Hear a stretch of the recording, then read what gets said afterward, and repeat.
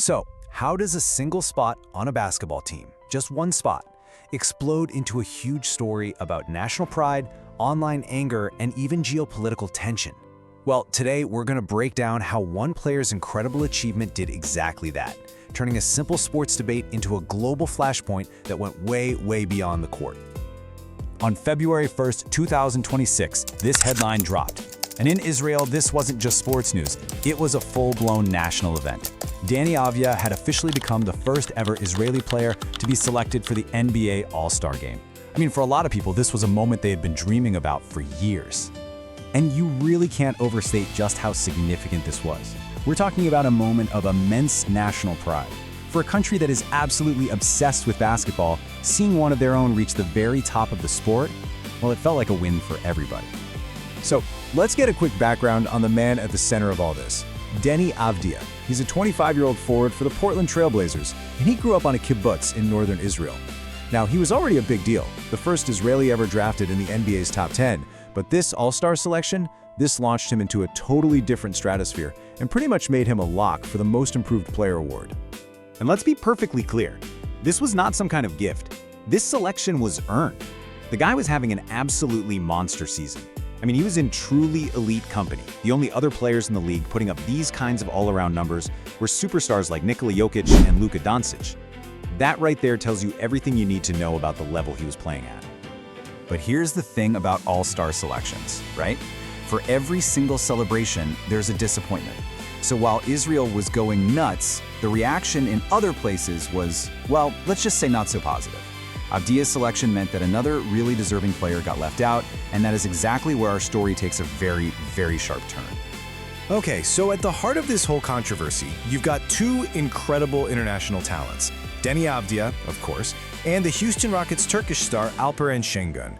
Now, Şengün was also having a fantastic season, and his huge, passionate fan base in Turkey, not to mention a lot of NBA analysts, saw to him as a near certainty to make his first All-Star team. So, you can imagine what happened next. When the final rosters were announced and Şengün's name wasn't on the list, that disappointment just boiled over. A massive wave of outrage erupted all over social media, mostly driven by Turkish fans who felt like their star had been completely robbed of a spot they were sure he deserved. And this is where a legitimate basketball debate just evolved into something so much uglier. The online backlash, as documented in the source material, quickly became filled with raw anti-Semitism. Comments just like this one. They weren't debating stats anymore. They were attacking Avdija's heritage, framing the whole thing as him stealing the spot. The anger was just stunningly personal, and it was intense. This quote shows you just how visceral the reactions were, with people online openly calling for violence against Avdija on the court. It was just a dark, jarring reminder of how fast passionate fandom can get twisted and weaponized. Okay, with all of that heat and all that emotion swirling around online, let's just step back for a second. Let's push all that aside and just look at the data. Let's see if there's a clear case for Avdija's selection based on pure performance. So, the numbers, they tell a pretty compelling story, even if it's a little complicated. As a center, yeah, Şengün has the clear edge in rebounds, no question.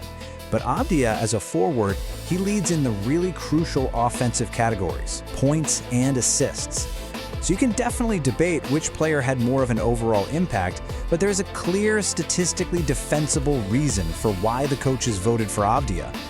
And you know, it wasn't just the raw stats. An influential US basketball site, The Ringer, they had just published their ranking of the top 100 players in the league, and they placed Avdija at number 17. Just one spot ahead of Şengün, yeah, but also ahead of legendary names like Joel Embiid and LeBron James. That's another piece of objective proof for his all-star case. So, okay, the numbers back up his spot, but the numbers alone don't explain the passion. You know, both the incredible joy in Israel and the real anger elsewhere. To really understand why this one roster spot meant so much to so many people, we have to look beyond the box score and into this powerful current of cultural identity. You know, one analysis from the source material makes this really brilliant comparison between Avdija and the actress Gal Gadot. Think about it. Both are Israelis who have reached the absolute top of their fields, and in doing so, they become these global ambassadors. And just like Gadot, Avdija wears his national identity proudly, but at the end of the day, he just wants to be judged for his craft, his game, not his passport. This moment was so powerful in Israel for a few key reasons. First, it satisfied this deep hunger for validation from a massive global stage like the NBA. In what can be a very fractured society, this was a rare moment of pure unity, celebrated by everyone. It was also just a welcome dose of normalcy, a reminder that the country produces excellence in things beyond conflict, which in turn helps soften its image abroad. And yet, at the center of this entire firestorm is just an athlete who wants to play basketball. Avdija himself voiced his frustration with all the noise, and his words are this really simple, powerful plea to separate the player from all the politics and just respect the work he puts in on the court. And ultimately, that's what this whole story forces us to think about. In a world where athletes become global ambassadors whether they want to or not, is it even possible for a sporting achievement to exist on its own? Can it ever be completely separate from the complex web of identity, nationality, and politics that it just inevitably gets tangled up in? It's a tough question.